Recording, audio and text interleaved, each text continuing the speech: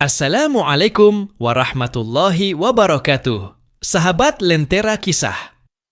Selamat datang kembali di kanal ini, tempat di mana cahaya masa lalu menjadi inspirasi masa depan. Hari ini kita akan menyelami kisah salah satu tokoh paling menggetarkan dalam sejarah Islam. Seorang pemimpin yang gagah berani, rendah hati, dan penuh kasih, yang bahkan dihormati oleh musuh-musuhnya sendiri, Sultan Salahuddin Al-Ayyubi.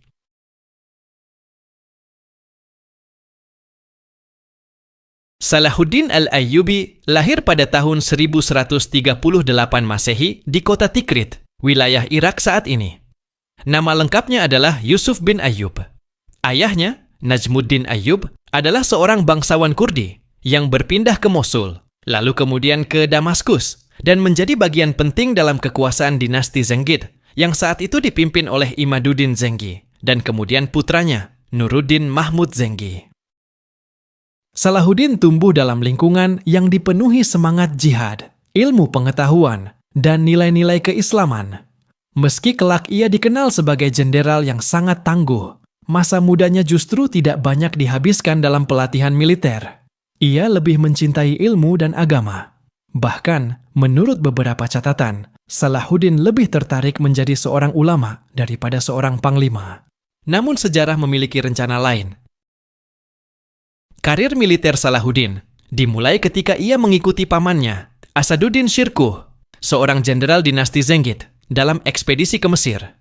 Mesir saat itu berada dalam kekuasaan dinasti Fatimiyah yang bermazhab Syiah dan mengalami kekacauan politik. Salahuddin awalnya hanya menjadi asisten militer, namun setelah Shirkuh meninggal dunia, ia secara mengejutkan diangkat menjadi wazir atau perdana menteri oleh Khalifah Fatimiyah, yang terakhir Al-Adid. Sebagai wazir, Salahuddin memanfaatkan posisinya untuk memperkuat kembali pengaruh Ahlus Sunnah wal Jamaah di Mesir, secara perlahan menumbangkan sistem pemerintahan Fatimiyah yang sudah lemah.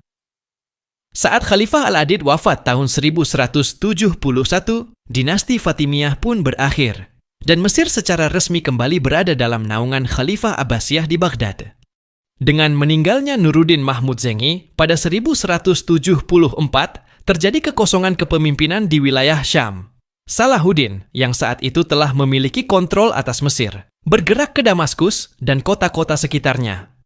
Setelah melalui berbagai diplomasi dan konflik internal, ia akhirnya mempersatukan Mesir, Suriah, Hijaz, dan Yaman di bawah kepemimpinannya, mendirikan dinasti Ayyubiyah.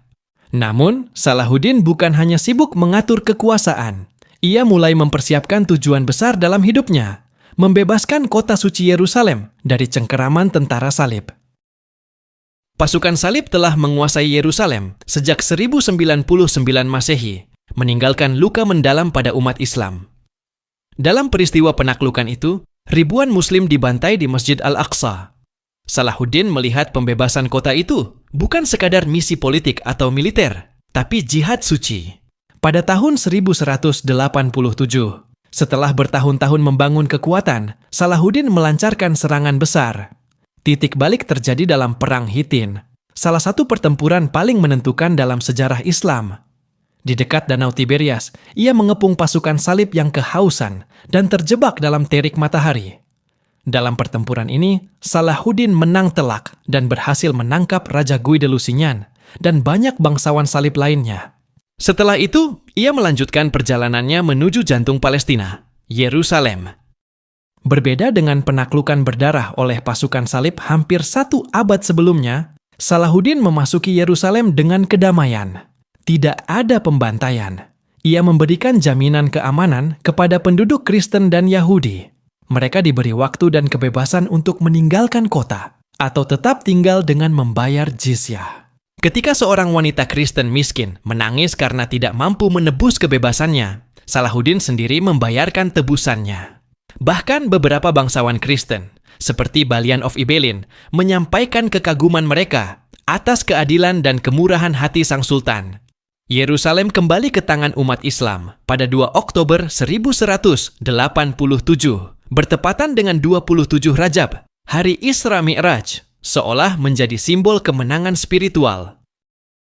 Salahuddin wafat pada tahun 1193 dalam usia 55 tahun di Damaskus. Meski ia pernah menjadi penguasa dari Mesir hingga Suriah, ia meninggal dalam keadaan hampir tak memiliki harta. Seluruh kekayaannya telah digunakan untuk jihad dan membantu rakyat. Salah satu kisah paling menggetarkan adalah ketika peti jenazahnya dibawa melalui Damaskus, hanya menyisakan kain kafan dan pedang jihad. Seorang penyair berkata, "Inilah Salahuddin yang menaklukkan Yerusalem, namun kini tak mampu membeli kafan untuk tubuhnya sendiri." Salahuddin Al-Ayyubi bukan sekadar jenderal perang. Ia adalah cermin seorang pemimpin Islam sejati, pemberani, adil, berilmu, dan penuh kasih. Musuh-musuhnya menghormatinya, rakyat mencintainya, dan sejarah mengenangnya. Sahabat Lentera Kisah, mari kita ambil pelajaran dari hidup Salahuddin, bahwa kejayaan bukan diraih dengan kekejaman, tapi dengan keberanian yang dibalut keadilan dan kasih sayang. Jangan lupa like, share, dan subscribe channel Lentera Kisah. Sampai jumpa di kisah berikutnya.